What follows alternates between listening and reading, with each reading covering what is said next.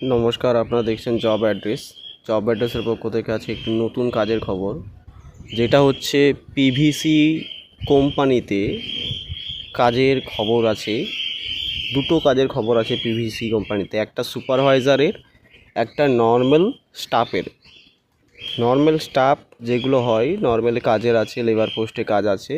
PVC pipe যে তৈরি হচ্ছে সেগুলো মেশিন অপারেট করা, এবং সুপারভাইজার পোস্টে কাজ আছে। অ্যাজ এ সুপারভাইজার পোস্ট আপনার যা যা কাজ থাকে সেগুলো করতে হবে।